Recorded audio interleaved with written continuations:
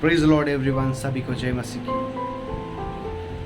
अगर इस समय आप ऐसी परिस्थिति से गुजर रहे हो जहाँ पर बहुत सारी सोच विचार आपके मन में आ रहे हैं कि इतने समय से हम मसीह में होने के बावजूद, इतने समय से हम विश्वासी होने के बावजूद भी क्यों हमारी ज़िंदगी में परेशानी है, इतनी प्रार्थनाएं करने के बावजूद भी क्यों परमेश्वर की आशीष हमारे ज़िंदगी में नहीं। तो मैं आपसे कहना चाहता हूँ प्रियो, अगर इस परिस्थिति से आप गुजर रहे हैं तो मैं आपसे कहना चाहता हूँ प्रियो कि आपको परमेश्वर को और गहराई से जानने की ज़रूरत है और करीब से जानने की ज़रूरत है। क्योंकि बाइबल में जब हम देखते हैं, लूका अध्याय 5 में जब हम पढ़ते हैं, वहाँ पर लिखा गया है कि पतरस पूरी रात समंदर में था और उसने समंदर में रात भर जाल डाला मच्छी पकड़ने के लिए, लेकिन उसे कुछ भी हासिल नहीं हुआ।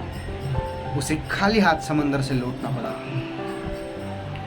लेकिन जब यीशु मसीह से मुलाकात होती है और यीशु मसीह जब देखते हैं कि पतरस और उसके साथी खाली हाथ समंदर से आए हैं और उन्हें कुछ भी नहीं मिला है, तो यीशु मसीह उनसे कहते कि जहाँ पर मैं कहूँगा वहाँ पर जाल डालना होगा।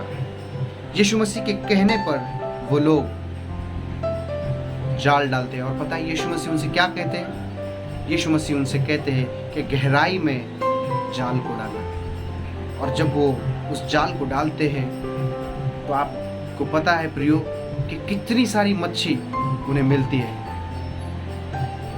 क्योंकि यीशु मसीह को पता था कि गहराई में जो चीज़ें छुपी हुई है, गहराई में जो आशीषें छुपी हुई है, वो हम नहीं जानते प्रियो। इसीलिए परमेश्वर को, यीशु मसीह को गहराई से समझना, गहराई से जानना बहुत ज़रूरी है। जब हम उसे गहराई से समझेंगे, जब हम उसे गहराई से समझने लगेंगे, प्रार्थना करेंगे, गहराई से होकर जब हम उसकी इबादत करेंगे,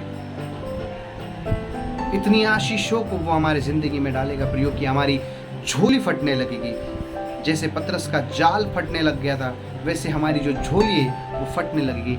इतनी आशीष परमेश्वर हमारी ज़िंदगी में भेजेगा कि हमसे संभली नहीं जाएगी। Praise Lord. लेकिन उसका सीक्रेट ये है प्रियो कि हमें गहराई से होकर प्रार्थना करना होगा, गहराई में होकर हमें उसकी इबादत करनी होगी, और फिर परमेश्वर अपने आशीषों से हमारी झोली को पूरी तरह से भर देगा। Praise Lord. परमेश्वर इन वचनों के द्वारा आप सभी को आशीषित करे। God bless you.